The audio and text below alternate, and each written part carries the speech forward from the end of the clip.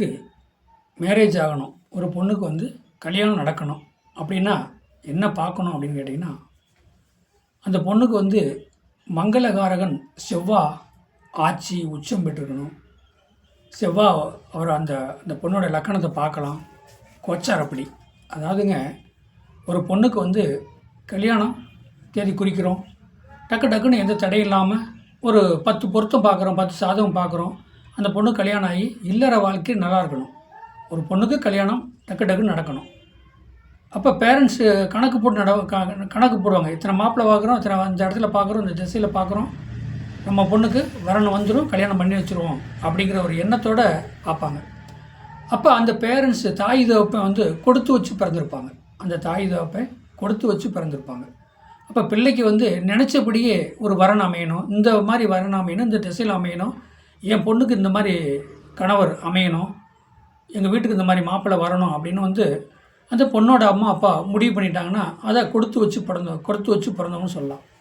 அப்போ அப்படி கொடுத்து வச்சு பிறந்தவங்க அந்த அந்த பொண்ணோட சாதகத்தில் பேரண்ட்ஸ் நினைக்கிறாங்க, கொடுத்து வச்சு பிறந்தவங்க அப்படி சொல்லி நினைக்கிறாங்க. ஆனால் அந்த பேரண்ட்ஸு நினைக்கும்போது அந்த பொண்ணோட சாதகத்தில் என்ன நல்லா இருக்கணும் அப்படின்னு கேள்வி கேட்டால், ஒரு பொண்ணுக்கு வந்து கல்யாணம் டக்குன்னு நடக்கணும், ரொம்ப லேட்டாகக்கூடாது, ரொம்ப இழுவரியாகக்கூடாது. அந்த பொண்ணு வெளிநாட்டில் படிச்சுட்டு இருக்குது. ஏன்னா படிச்சுட்டு இருக்கிறனால அடிக்குறுக்க வந்து இந்த பொண்ணு வந்து இங்கே வந்து மாப்பிள்ளையை பார்க்குறதோ, மாப்பிள்ளை போய் பொண்ணை பார்க்குறதோ நேரடியாக முடியாது. போட்டால் பார்த்துக்கலாம், வாட்ஸ்அப்பில் வேணால் பொண்ணு கூட மாப்பிள்ளை கூட ஃபோனில் பேசிக்கலாம். இந்த சுச்சுவேஷன் இருக்கும்போது பேரண்ட்ஸ் உடனே பார்த்தா நடக்கணும் அப்படின்னு ஒரு ஆசையில் எங்கிட்ட வந்து சாதகம் பார்க்க நிறையா பேரண்ட்ஸ் வருவாங்க. அப்போ அந்த பொண்ணோட சாதகத்தில் என்ன மாதிரி இருந்தால் அந்த பொண்ணுக்கு கல்யாணம் நடக்கும் அப்படிங்கிற ஒரு கேள்வி.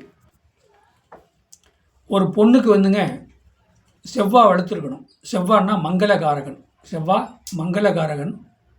செவ்வாய்னா லக்கணத்தில் இருந்தால் செவ்வாய், 2ஆம் இடத்துல இருந்தால் செவ்வாய், 4ஆம் இடத்துல இருந்தால் செவ்வாய், 7ஆம் இடத்துல இருந்தாலும் செவ்வாய், 8ஆம் இடத்துல இருந்தாலும் செவ்வாய். பாருங்க, 8, 10, 12 இப்படி இந்த மாதிரி இடத்துல இருந்தால் அந்த பொண்ணுக்கு செவ்வாய் தோஷம். சரி, செவ்வாய் தோஷம் இப்போ கழிக்கிற தோஷம், கலிதோஷம்னு வருது. செவ்வாய் தோஷம் கலிதோஷம்னு ஒன்று வருது. அப்போ அந்த கலிதோஷம்னா என்னங்க அப்படின்னு கேள்வி கேட்டால், மேசத்தில் செவ்வாய் இருந்தார்னா களி செவ்வாய். என்னங்க, லக்கணத்துக்கு 2ஆம் இடமாக இருந்தாலும் 4, 7, 8, 10, 12 இருந்தாலும் அப்போ மேசத்தில் இருந்தால் அந்த செவ்வாய் களி செவ்வாய். சரி, அந்த பொண்ணுக்கு வந்து செவ்வாய் வந்து கடகத்தில் இருக்குன்னு வச்சுங்க. கடகத்துக்கு 4ஆம் இடத்துல செவ்வாய், மேச லக்கணமாக வச்சாலும் கடகத்தில் செவ்வாய். அப்போ 4, 7, 8, 12 எந்த இடத்துல செவ்வாய் இருந்தாலும் அந்த செவ்வாய் கடகத்தில் இருந்தால் களி செவ்வாய் அப்படி சொல்கிறது. ஏன்னா மேசங்கிறது ஆட்சி பெற்ற வீடுனால, ஆட்சி பெற்ற வீட்டில் செவ்வாய் இருந்தால் களி செவ்வாய். அதே நேரத்துக்கு கடகத்தில் வந்து செவ்வாய் வந்து நீச்சம் பெறார். அப்போ நீச்சம் பெறும்போது அது களி செவ்வாய். விருச்சிகத்தில் வந்து செவ்வாய் ஆட்சி பெறார். அப்போ அந்த விருச்சிகத்தில் ஆட்சி பெறதுனால செவ்வாய் களி செவ்வாய். மகரத்தில் வந்து செவ்வாய் உச்சம் பெறார். அப்போ அந்த மகரத்தில் செவ்வாய் உச்சம் பெறும்போது அப்போ அது களி செவ்வாய் அப்படி சொல்லலாம். அப்படிங்கிற மாதிரி அப்போ மங்களகாரகன் ஒரு வீடு கட்டணும் அப்படின்னா செவ்வாய் அந்த பொண்ணோட சாதத்தில் நல்லா இருக்கணும். அப்போ மங்களகாரகன் நல்லா செவ்வாய் ஆட்சி உச்சம் பெற்றிருந்தாருன்னு வச்சுக்க, நல்ல முள்ள கல்யாணம், அந்த பொண்ணுக்கு கல்யாணம் ஆகும். அப்போ அந்த பொண்ணோட லக்கணத்தில் அந்த பொண்ணோட சாதகத்தில் செவ்வாய் ஆட்சி உச்சம் பெற்றிருந்தா அந்த பொண்ணோட பவர் ஃபுல்லாக இருக்குங்க. வாக்கப்பட்டு போகிற இடத்துலையும் சரி, தான் பிறந்த இடத்துலையும் சரி பேரும் புகழாக இருக்கும். செவ்வாய் பொண்ணுக்கு வந்து 7ஆம் இடத்துல செவ்வாய். மொத்தத்தில் வந்து பொண்ணுக்கு செவ்வாய் வந்து ஆட்சி உச்சம் பெற்றிருக்கணும். குரு பார்வை, சுக்கிரன் பார்வை இருந்தால் அந்த பொண்ணுடைய வாழ்க்கை சிறக்கும், நல்ல முறையில் இருக்கும்.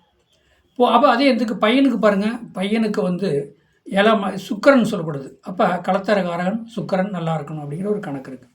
அப்போ அந்த பொண்ணுக்கு வந்து நல்ல முறையில் கல்யாணம் ஆகணும் அப்படின்னு கேட்டால் செவ்வாய் ஆட்சி உச்சம் பெற்றிருக்கணும், செவ்வாய் மங்களகாரன் நல்லா இருக்கணும், ஒரு கல்யாணம் பண்ணுறதுக்கு செவ்வாய் மங்களகாரன் நல்லா இருக்கணும், ஒரு வீடு கட்டி பால் காய்ச்சுறோம், ஒரு இடம் வாங்குகிறோம், இதுக்கு செவ்வாய் வந்து நல்லா இருக்கணும். ஏன்னா செவ்வாய் தான் ஒரு வாழ்க்கையை என்ன சொல்கிறது, மங்களகரமான வாழ்க்கை கொடுக்குற ஒரு செவ்வாய் தான்.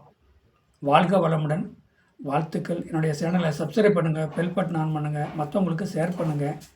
என்னுடைய ஃபோன் நம்பரை வந்து 95 14 77 10 74 இந்த நம்பருக்கு வாட்ஸ்அப்பில் சாதகம் அனுப்புங்க, தெளிவாக சொல்லப்படும். வாழ்க வளமுடன். பொண்ணுக்கு செவ்வாய் ஆட்சி உச்சம் பெற்றிருந்தால் மங்களகாரகன் ஆட்சி உச்சம் வரும்போது அந்த பொண்ணுக்கு நல்ல முறையில் கல்யாணம் நடக்கும், வாழ்க்கை சிறக்கும். வாழ்க வளமுடன்.